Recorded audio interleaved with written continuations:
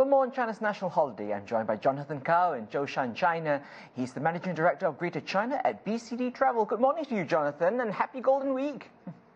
Thank you very much. You're welcome. So, as we come to the end of the holidays, what do the numbers tell you about travel patterns this year? Yes, I think the numbers tells a mixed story. So from the data of from the Ministry of Culture and Tourism, the average spending per person this year is lower than last year, so at about 681 yuan per person. So it's about 10% lower than last year. So I think we're seeing that people are really shying away from long-distance travel out of profit. So basically, everyone is doing local tours and staying within their city based on the recommendation from the government. So we're seeing some of the key areas, traditional key tourism areas like Xinjiang, Yunnan, Hainan, Sanya. It's not doing very well due to COVID situation. However, the local attractions are doing very well. So places that are bed and breakfast, for example, or national parks that are catered to local population are doing very well. Oh, very interesting. You brought up spending. What sectors are seeing a lift? What sectors do you think really got to see some kind of good spending?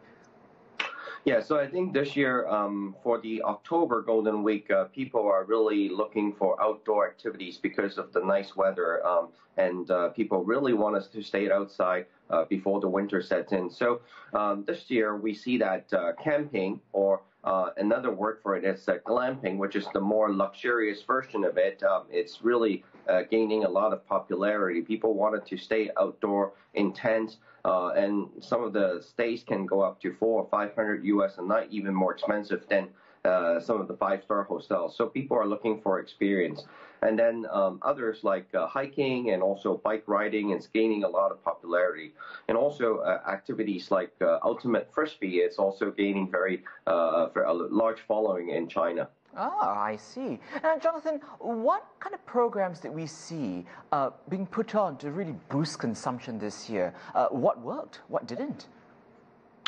Yeah, so there are each local government trying to spur spending by providing spending coupons and discount vouchers.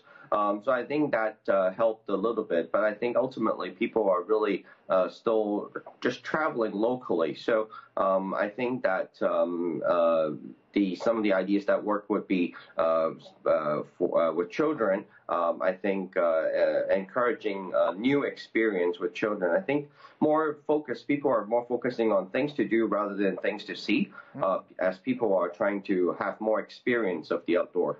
And part of these experiences you brought up, national parks, B&Bs, various cities and towns are really almost competing with each other right now to try to lure visitors. What are some of the more interesting campaigns you've come across?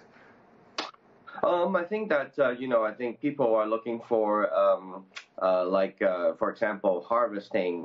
It's a good experience for especially when you have young children, to just an experience on the farm, living in the farm, and also I think that it's still mostly outdoors activities people are looking for. All right. Well, Jonathan Kao, Managing Director of Greater China BCD Travel, as always, a great pleasure to speak with you. Thank you. Thank you.